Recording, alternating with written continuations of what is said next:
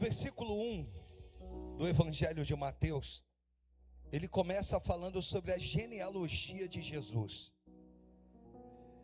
E eu vou tentar te explicar aqui o porquê que Mateus, ele narra, ele fala sobre a genealogia de Jesus. Ele começa o seu livro falando sobre a genealogia de Cristo. Eu vou ler só os 3 primeiros versículos, que diz o seguinte: livro da genealogia de Jesus Cristo, filho de Davi, filho de Abraão. E aí ele começa: Abraão gerou a Isaac, Isaac gerou a Jacó, Jacó a Judá e seus irmãos. Judá gerou Tamar, a Pérez, a Zera, Pérez gerou Esrom, Esrom gerou Arão, e assim sucessivamente. Arão gerou Aminadab. E aí você vai ver a genealogia de Jesus. E até chegar em José. E você vai vendo a genealogia de Cristo. E a gente às vezes vai se perguntando por que Mateus ele narra essa genealogia, né? O versículo 18 do capítulo 1, ele vai falar o seguinte: o nascimento de Jesus foi assim. Aí ele vai contar o nascimento de Jesus. Estando Maria, sua mãe, desposada com José, sem que tivesse antes coabitado, achou-se grávida pelo Espírito Santo. Mas José, seu esposo, sendo justo e não querendo infamar, denegrir a imagem de Maria, resolveu deixá-la secretamente. Enquanto ponderava nestas coisas, eis que lhe apareceu em sonho um anjo do Senhor, dizendo: José, filho de Davi, não temas receber Maria por tua mulher, porque o que nela foi gerado é do Espírito Santo. A genealogia de Jesus, a narrativa de Mateus, ao contar a genealogia de Jesus, é porque ele quer apresentar Jesus como rei. E para poder apresentar Jesus como rei, não havia uma outra possibilidade senão demonstrar a genealogia. Por quê? Primeiro, porque os judeus, eles respeitavam a história. Não podia surgir um rei do nada, que aparecesse do nada sem que tivesse um histórico. Então, como Mateus vai apresentar Jesus como rei, ele agora vai precisar apresentar a genealogia, toda a história desse rei. Ele vai ter que dizer que esse rei nasceu, mas que esse rei veio de uma linhagem. E essa linhagem, então, vem respeitando alguns critérios. Então, para que você entenda o que a gente vai precisar tratar hoje, a visão de Jesus sobre o nascimento de Cristo é uma visão de alguém, repito pela terceira vez, que vai apresentá-lo como rei. Se um indivíduo aparecesse dizendo ser rei, a primeira coisa que as pessoas iriam querer saber eram se você tem provas para isso, ou seja, de onde você veio, quem são os seus súditos, ou quais são as suas credenciais para que você então se declare rei. É o que está acontecendo aqui. Ciente de tudo isso, agora Mateus vai apresentar as credenciais de Cristo. Para quê? Para que de forma nenhuma ele fosse de alguma maneira retalhado lá na frente. Da onde que ele veio? Ele veio daqui, ó. Qual é a sua origem? A sua origem é essa. Só que Mateus começa o seu livro num relato detalhado sobre o nascimento de Cristo. E ele vai apresentar pelo menos 4 fatores que vão nos nortear essa manhã. Primeiro, ele vai apresentar a linhagem de Cristo como rei.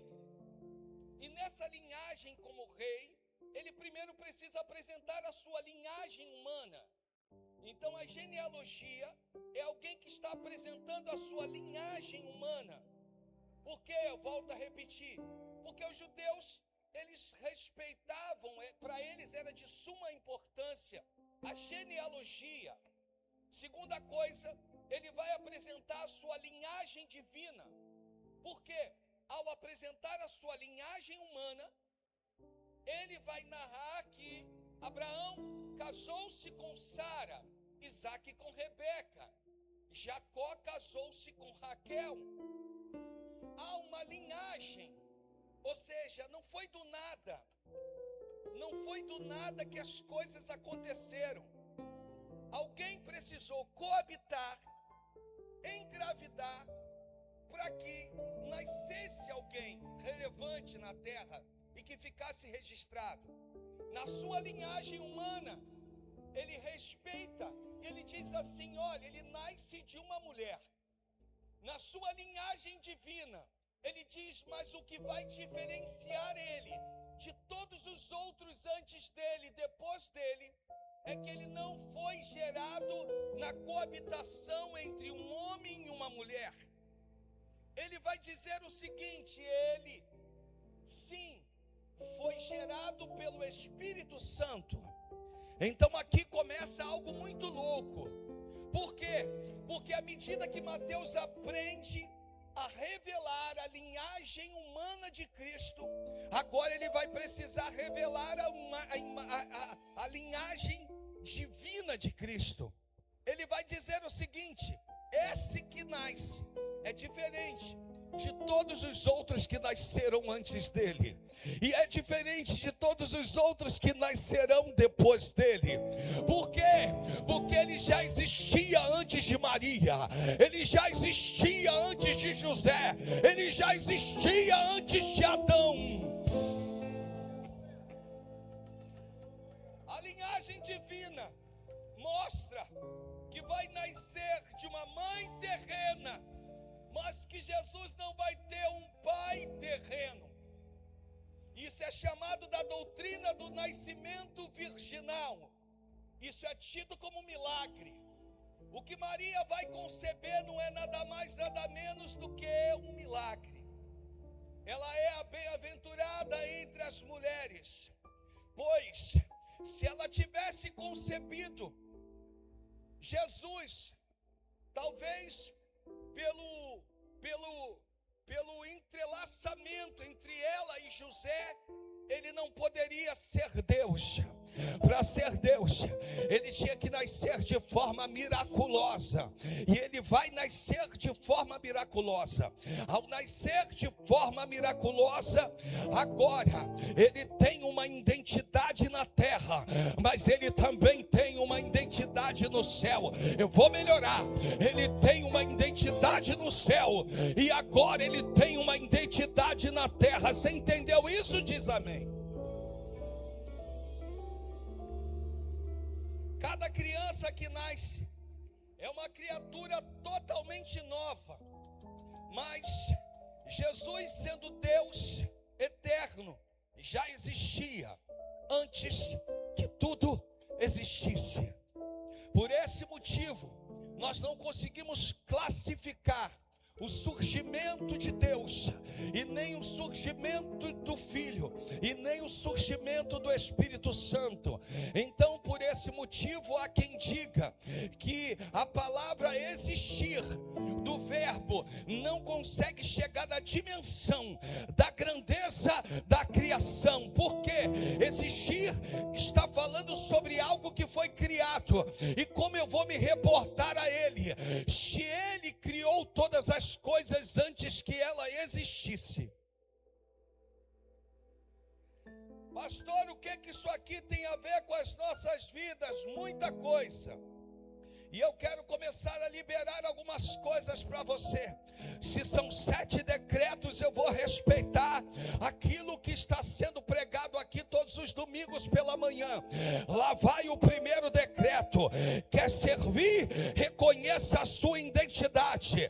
Quer servir? Reconheça a sua paternidade. Segundo Crônicas, capítulo de número 26, a Bíblia vai falar de um jovem chamado Uzias. A Bíblia diz, todo o povo de Judá tomou Uzias, que era da idade de 16 anos, e o constituiu rei no lugar de Amazias, seu pai. Versículo 2, ele edificou Elate, restituiu Judá, e depois o rei descansou com seus pais. Versículo 3, Uzias tinha 16 anos quando começou a reinar, 52 anos. Era o nome de sua mãe Jecolias, de Jerusalém. Versículo 4, ele fez o que era reto perante o Senhor, segundo o que fizera Amazias, seu pai. O que significa isso? 4, o que significa? Ele teve uma paternidade, e a paternidade dele serviu de referência. Eu quero dizer que nada é do nada. Eu quero dizer para você que alguém precisa surgir de alguém. Eu quero dizer que é a partir de uma imposição de mãos. A Bíblia diz, o apóstolo Paulo diz: não sejas negligentes com o dom que há em ti, sendo imposto pelas mãos do presbitério, mas por chamado divino e eterno. Para com essa conversa de dizer: eu não sei porque eu fui consagrado, eu não sei porque eu fui chamado. É melhor dizer o seguinte: eu sei, eu rejeitei, mas eu sei que aquele que me chamou me conhece. Reconheça a sua paternidade, reconheça a sua reverência, reconheça a sua identidade. Para de brigar com Deus.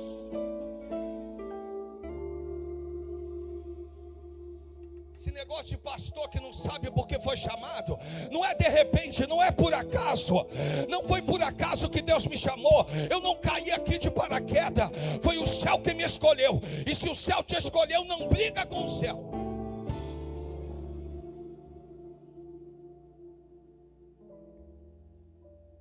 Filho de Amazias, fez o que seu pai fazia.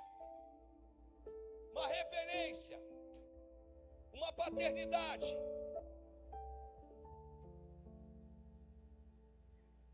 Quer que eu continue? Eu continuo, versículo 5. Olha o que diz, Crônicas. Propôs-se a buscar a Deus nos dias de Zacarias, que era sábio em visões. Isso aqui está falando sobre mentoria.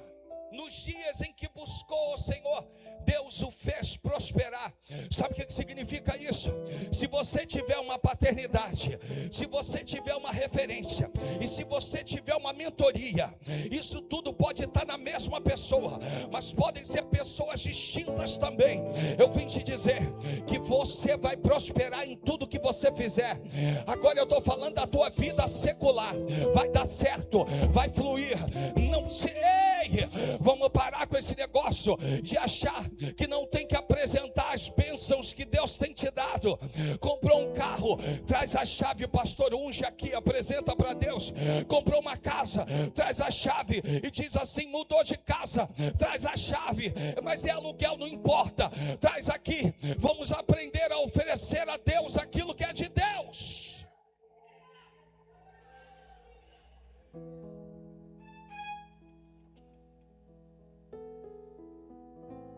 Aí a Bíblia diz assim: Zacarias era sábio nas visões de Deus. Quando ele olha para Zacarias, ele diz assim: ei, o meu mentor será ele. E ao seguir a mentoria de Zacarias, a Bíblia diz: Deus o fez prosperar. Simples assim. Primeira coisa, a primeira palavra, o primeiro decreto: reconheça a sua identidade no mundo espiritual. Tu é daqui, mas tu não pertence a esse lugar. Tu és um peregrino nesta terra. Somos peregrinos. Você já reparou que Deus faz isso com Abraão? Abraão, vou te mostrar uma terra. Aí Abraão está muito feliz aqui. Aí Deus desloca Abraão daqui e leva ele para ali. Porque Deus está mostrando lá no início, no nosso pai da fé, de que ele era peregrino. Você reparou que Abraão não teve um lugar em que ele pudesse dizer: esse lugar é meu? Você reparou Jesus dizendo que o Filho do Homem não tem aonde reclinar a sua cabeça?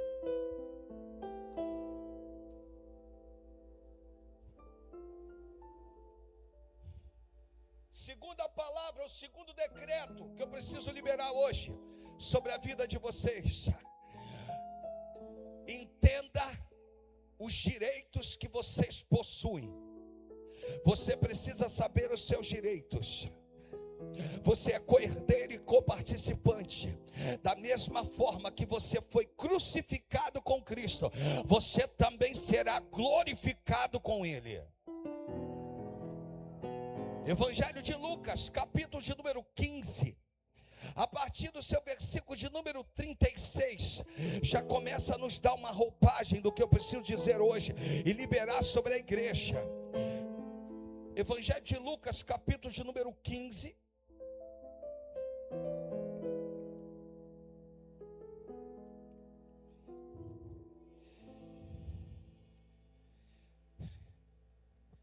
Versículo de número 25.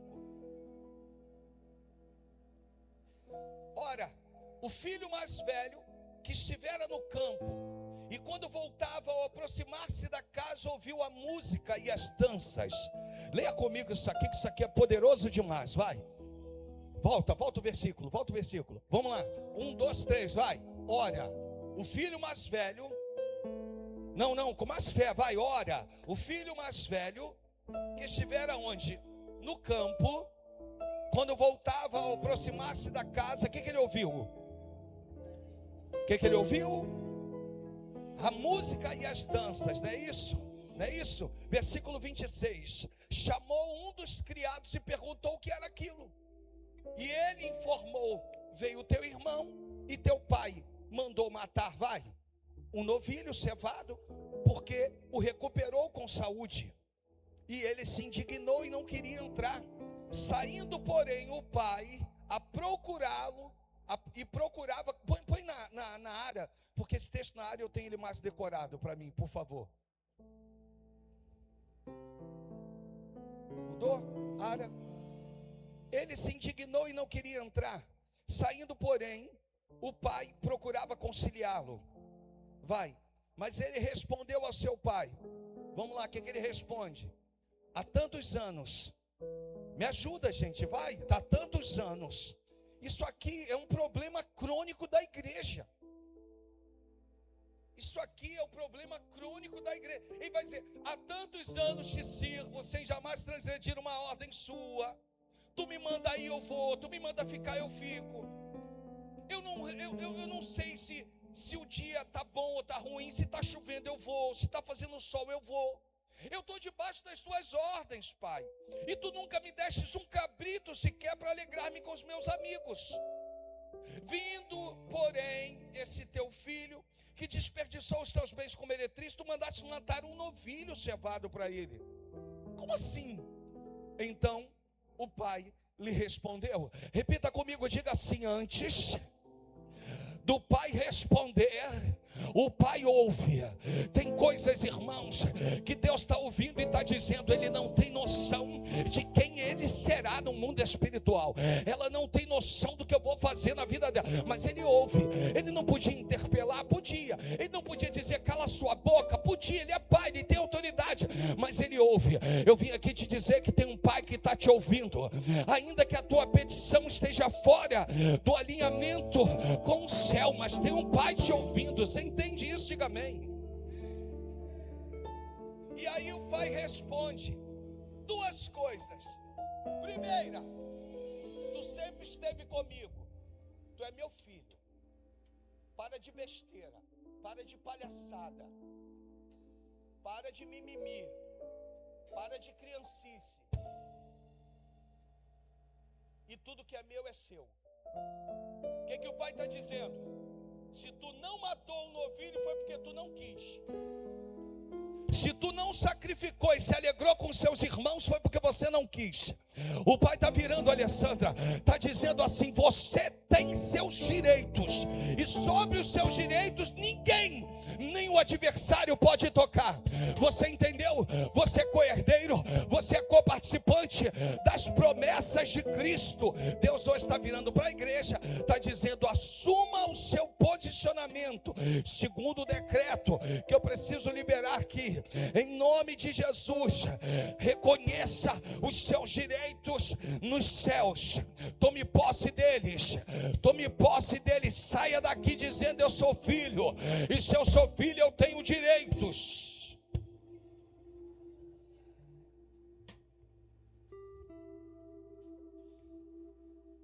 continuo.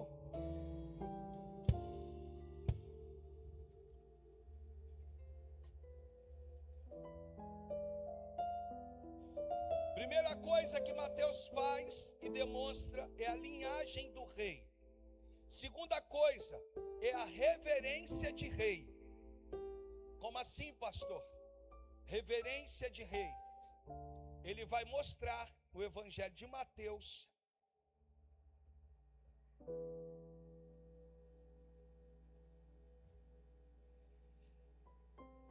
no capítulo 2, depois do nascimento, no versículo de número 9, depois de ouvirem o rei, ele foi até Herodes, eles foram até Herodes, os magos partiram, e eis que a estrela que viram no oriente ia adiantando-se, ou ia adiante deles. Então, pega isso aqui.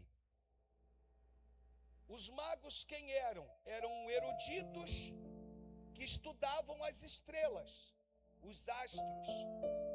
Melhora, pastor, melhoram, eram os astrólogos da época. Esses eram os reis magos, que agora estavam sendo guiados por uma estrela. Estrela que, quando você vai entender, não fica iluminando o tempo todo. Vão ter momentos que a estrela vai deixar de iluminar. Então tem alguém no céu dizendo: ilumina, não ilumina. Aparece, não aparece. Não é que a estrela foi retirada do lugar, não.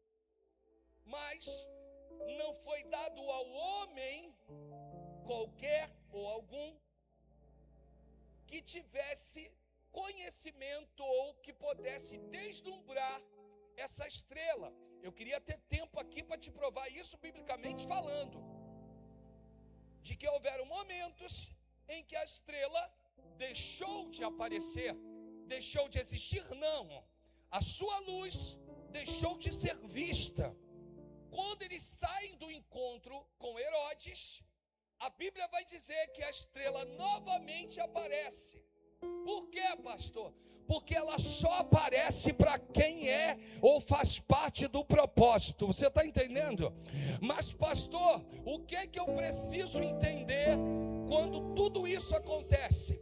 Que o aparecimento da estrela ou o movimento dos céus começam a mostrar que até os céus estão reconhecendo aquele que havia nascido como Senhor, como Rei, como aquele que salvaria a humanidade. Você está entendendo isso? Diga amém, por favor. Então, lá vai o terceiro decreto no mundo espiritual. O mundo espiritual, ou ele te respeitará, ou ele te destruirá. Não tem um meio termo. Ou ele vai te respeitar, ou ele vai entrar pesado para tentar te destruir. Prova isso biblicamente falando. Provo. A Bíblia diz que os 70 voltam, estão dizendo assim: Senhor, os espíritos se submetem ao teu nome, os coxos andam, os cegos veem, os surdos ouvem.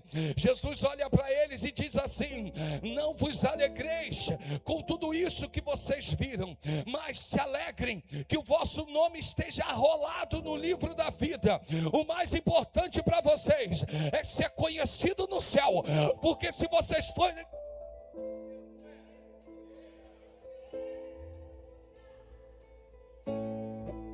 Certa feita, alguns irmãos estão tentando expulsar um demônio, e o demônio não quer sair, e de repente aquele endemoniado, possesso por um espírito maligno, abre a sua boca e diz: eu conheço a Jesus, e também conheço a Paulo, mas vós quem sois?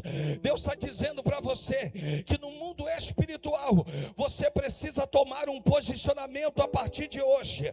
Você precisa entender que o mundo espiritual, ele é real, e que o céu conspira a nosso favor daqueles que estão posicionados. Terceiro decreto: além de você entender quem você é é? Qual é a tua identidade? Além de você entender quais são os seus direitos, você precisa entender que no mundo espiritual você é diferente, você é revestido, você é eleito. Eu não sei se as coisas não estão dando certo, mas eu não estou baseado nas coisas que estão dando certo ou das que estão dando errado, mas eu vim te dizer que independente de qualquer coisa, você é o filho amado do Pai, você é a filha amada do Pai. Mas não se converteram ainda na minha casa. Eu vim te dizer que a tua casa só está de pé porque no mundo espiritual Deus levantou você. Existem coisas que só estão de pé porque no mundo espiritual Deus olhou e tem se agradado de você. Então no mundo espiritual, saiba quem você é.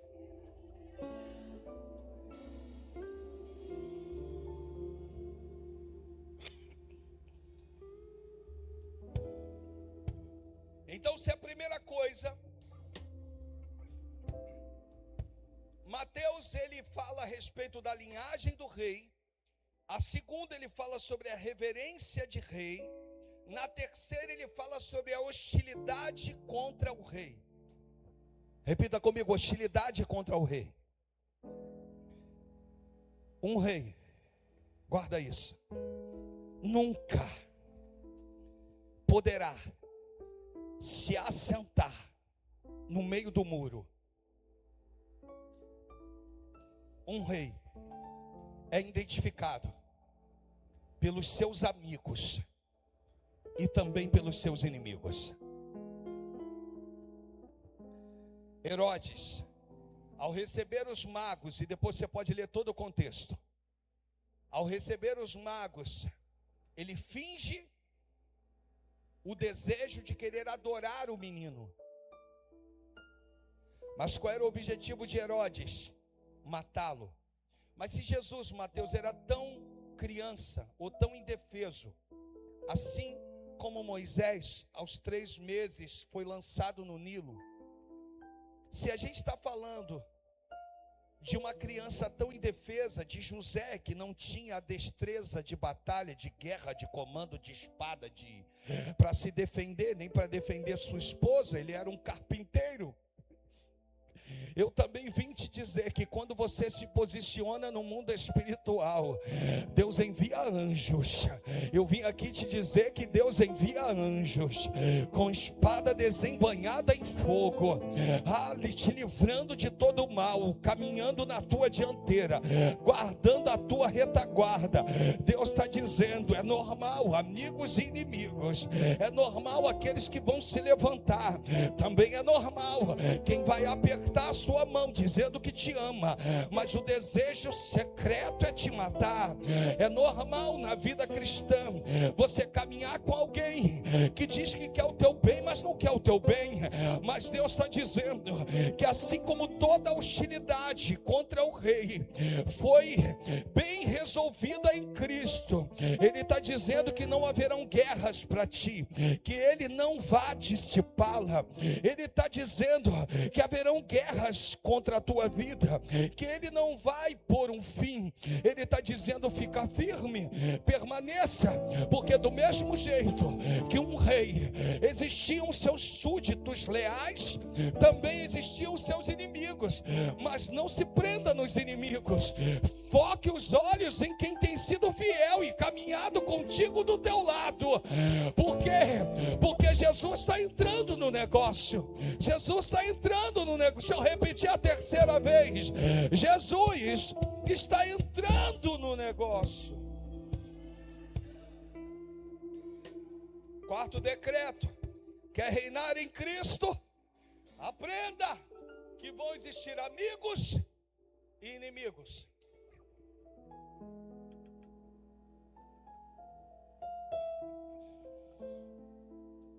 Mas também aprenda que a nossa guerra não é contra a carne ou sangue, e sim contra principados e potestades.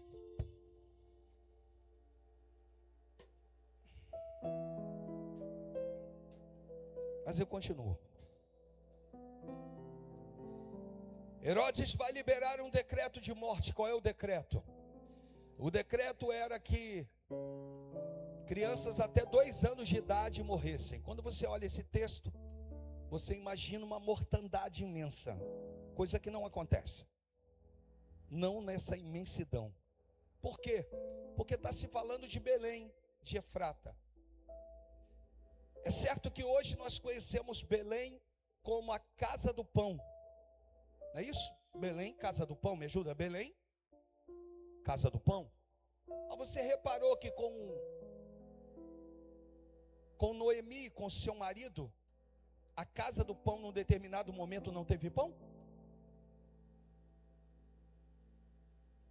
Então como que a casa do pão vão ter dias de ter pão e dias de não ter pão? Isso é meio complicado. Entender isso é meio complicado, mas hoje eu vou te trazer a luz sobre isso. Mas primeiro deixa eu falar sobre as crianças que morreram. Belém era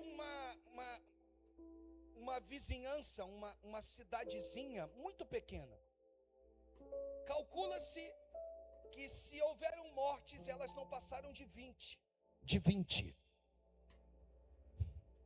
Quando você lê o texto, você imagina que foram centenas de crianças. Poucas crianças existiam naquela cidadezinha, e as que existiam ou tinham idade maior ou ainda não haviam nascido, porque até nisso o céu se preocupou. Então deixa eu liberar algo para a tua vida. O céu se preocupa com os detalhes da sua história. É isso que a gente tem que entender. Há quem diga que não chegou a 20 crianças mortas pelo decreto de Herodes. E a perseguição era onde? Era em Belém. Por quê? Porque lá nasceu o menino Jesus. Só que a primeira vez que Belém aparece na história bíblica, Belém aparece na morte de Raquel, quando ela gera Benoni. Digo Benoni porque foi o nome que ela deu antes de morrer. O pai chega a Jacó e diz assim: que houve? Ah, meu senhor, ela morreu durante o parto, mas ela pediu que o filho se chamasse Benoni, filho da minha dor mais profunda. Jacó, quando chega, olha para o menino e diz: negativo, ela já partiu, quem vai dar o nome para ele sou eu. Ele vai se chamar Benjamim, filho da minha mão direita. Foi sepultada Raquel em Belém. Então durante muitos anos consecutivos, Belém era tido como lugar da morte, o lugar do sofrimento, o lugar onde o pai Jacó vai sepultar a mulher que ele amava. Belém era tido como lugar do sofrimento, e por isso a gente vê que ora em Belém tem pão, ora em Belém não tem pão, ora tem abundância, ora tem escassez. Mas Jesus vai nascer em Belém, porque ele vai quebrar um decreto, aonde existia um decreto de morte. Agora o pão da vida vai nascer, e quando o pão da vida nasce, ele garante: vai ter pão em Belém, vai ter pão em toda a humanidade, vai ter pão no Rio de Janeiro, vai ter pão em Auma, vai ter pão na Nova Unção, vai ter pão, vai ter pão, vai ter pão, vai ter. Eu libero o decreto, em nome de Jesus. Quinto decreto: aprenda a transformar lugares. Deus está dizendo: aprenda a pisar em lugares que não existiam pão, mas quando tu pisa vai ter pão. Que não existia paz, mas quando tu pisar vai ter paz. Que não existia alegria, mas quando tu colocar teus pés vai ter alegria.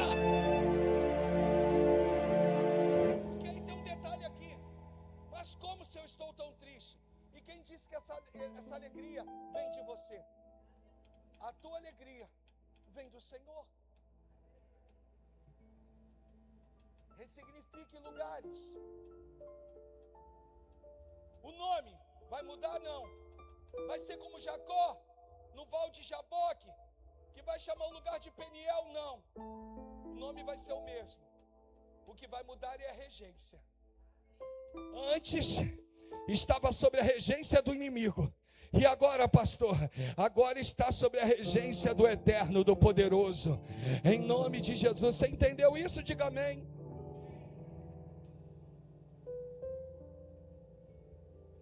Outra coisa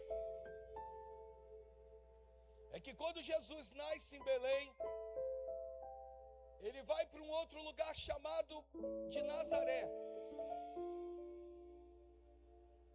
E Nazaré era um lugar muito pequeno. Quando Filipe vai apresentar Jesus a Natanael, no Evangelho de João, se eu não me engano, no capítulo 1, a partir do versículo 47, que ele vai apresentar Jesus a Natanael, capítulo 1 de João. Jesus viu Natanael. Volta um pouquinho, volta para o 5. Isso, volta para o 5 que eu texto ali. Filipe encontrou a Natanael e disse: achamos aquele a quem Moisés escreveu na lei, a quem se referiam os profetas, Jesus o Nazareno, filho de José. Versículo 46, perguntou-lhe Natanael: de Nazaré pode sair alguma coisa boa? Filipe está chateado por dentro, mas a resposta dele é: venha e veja com os teus próprios olhos. Não tire conclusões precipitadas. Não é sexto decreto, não é sobre da onde você veio, é quem te chamou. Não é sobre do lugar que você nasceu, é quem te levantou, é quem te escolheu. Ninguém vai entender nada, mas o céu separou você.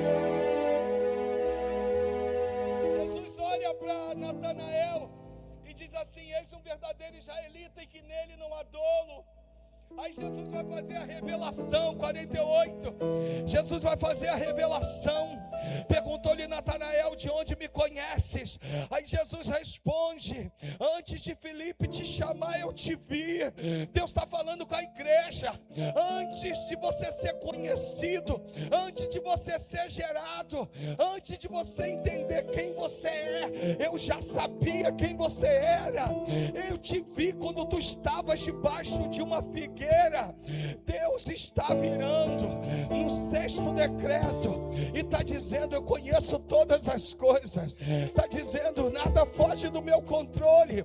Ele está virando, está dizendo que Ele te conhece no mundo espiritual, que Ele te conhece e sabe quem você é.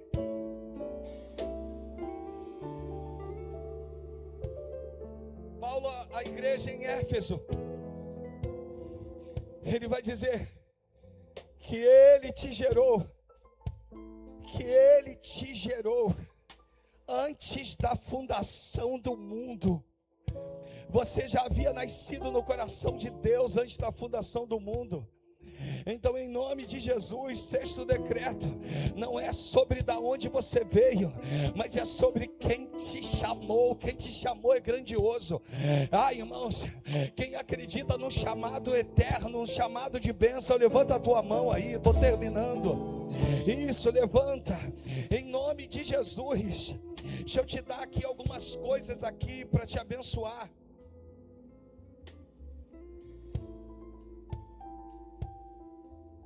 Nazaré é usado, a expressão Nazaré é usada pelos judeus como uma expressão reprovatória. Só que Nazaré tem um entendimento. E a pergunta dos historiadores é: por que Mateus se prende na expressão Nazaré? Jesus de Nazaré. Por que ele se prende? Porque ele vai no hebraico e ele vai entender que Nazaré é Natzizer, que significa um ramo novo que nasce num lugar desfavorecido, discriminado. Ele está dizendo assim: vai ser nesse lugar que o céu decidiu que um ramo novo nascesse. Deus está dizendo para você: não importa se tu se vê num vilarejo, não importa se você cresceu numa cidade desprezada, a sua referência é a humildade de Cristo, e na humildade dele você entende, eu termino agora, você entende que ele aceitou nascer no lugar desfavorável, ele aceitou talvez ser menosprezado, mas quando ele se importou como rei, quando ele triunfou na cruz sobre a morte, irmãos, aí chegou até as nossas vidas um decreto permanente de vida. Por quê? Porque no passado na lei era olho por olho, dente por dente, abria um buraco e Deus fazia e ceifava centenas de vidas de uma só vez. E agora nós temos sido presididos pela graça. Se você se arrepender verdadeiramente, a graça te alcança, a graça se manifesta, a graça ela permanece sobre as nossas vidas. Primeiro decreto: quer servir, reconheça a sua identidade. Segundo decreto: saiba que você possui direitos. Terceiro decreto: o mundo espiritual precisa reconhecer ou conhecer quem você é. Quarto decreto: quer reinar em Cristo, vão existir amigos e inimigos, acostume-se com isso. Melhora, pastor, o quarto decreto. Paulo vai dizer: uma porta grande e oportuna se me abriu para o trabalho, mas grandes são os meus opositores. Ei, se Deus te chamou para uma grande obra, vai ter oposição. Não vem aqui achando que eu vou pregar um evangelho diferente disso, não. Haverão oposições, mas ele vai estar contigo o tempo todo. Quinto decreto: aprenda a transformar lugares. Sexto decreto: não é sobre da onde você veio, é quem te chamou. Sétimo e último decreto: Deus cumpriu a sua promessa. Quando ele enviou Jesus, foram 400 ou 430 anos calado, até que ele se manifesta. Deus está se manifestando a partir do nascimento de Jesus. Existem coisas que já foram liberadas para a igreja, em nome de Jesus. Deixa eu falar algo aqui: 2026 vai ser diferente. Não importa o lugar, não importa a casa, não importa o tamanho, o que vai importar é a presença. A presença de Deus vai estar com você. Se tu crê, ofereça suas palmas para Jesus, porque Ele merece.